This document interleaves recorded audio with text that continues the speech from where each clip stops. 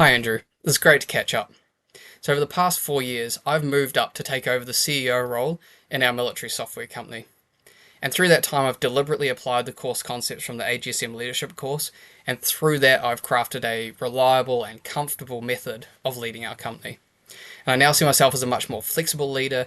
I'm able to get the most out of the people around me and produce better results for the company overall.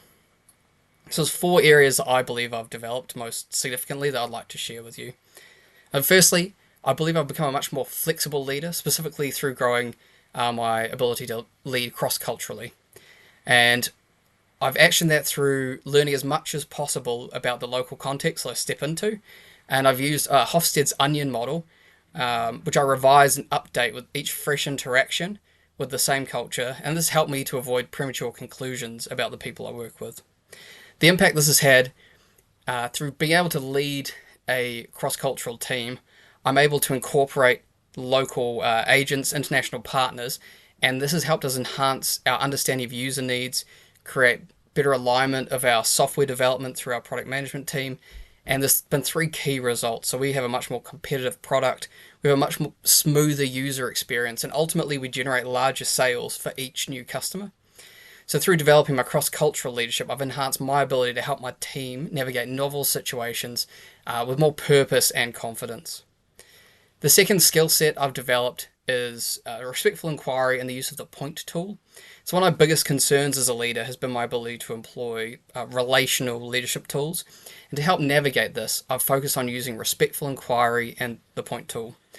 Initially, I had to set aside sessions where I would just use these 2 tools, and I left feeling like I'd contributed very little of my own.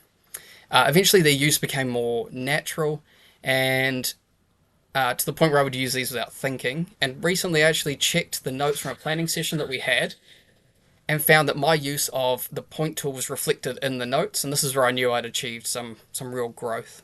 So the impact I see this having on my team has been a consistent increase in the input from our junior software engineers, and often I find they're able to present novel situations to implementing ideas from the product management team. The third skill I'd like to talk about is coaching and how I've been developing my replacement. It's something I've been doing since I moved into this role, and I've been using the Law and Emerson's 6 tenets of coaching. I've used it a number of times, most notably recently when this employee felt that the demonstration or the pitch that they gave didn't produce a worthwhile lead. So I reminded the employee that they're still learning and that they actually worked their value proposition seamlessly into their pitch. So we marked their achievement by presenting the interaction on LinkedIn, and it highlighted to them their increased importance in generating sales. And we then agreed on a bottom line for the interaction, which is we don't always generate a lead, but we can always learn and develop our pitch and demonstration. So this technique significantly increased the confidence of that individual and actually helped turn their next pitch into a solid lead. The fourth and final skill that I'd like to chat about is crisis leadership. So quite fortunately, we haven't experienced a crisis that has really stress tested these skills. However, I want myself and our team to be ready to respond if we do. So to that end, I've been working on my crisis leadership skills and making the techniques that you use during crisis leadership more normal in everyday practice. So I've employed this in 3 regards. The first 2 is detecting crises early and ask for help from relevant parties. So I've employed a system during our weekly stand-ups where everyone has to identify an area of their work where they might exceed their capacity and who they would ask for help if required. And the third one is deliberate quickly and take decisive action. So we often make minor course corrections as we develop our software, and we've normalized slightly larger changes in our organizational direction in order to position ourselves well for larger clients. So the impact this has had is probably only going to be apparent during an actual crisis, but in the short term, we have much greater input from our junior members.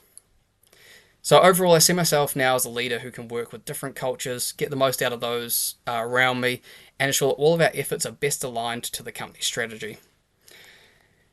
It required concerted effort at first, but through getting feedback from others and my own reflection, I've grown in those 4 areas, and I'm ready to take the next step and iterate the same process over again. Talk to you later.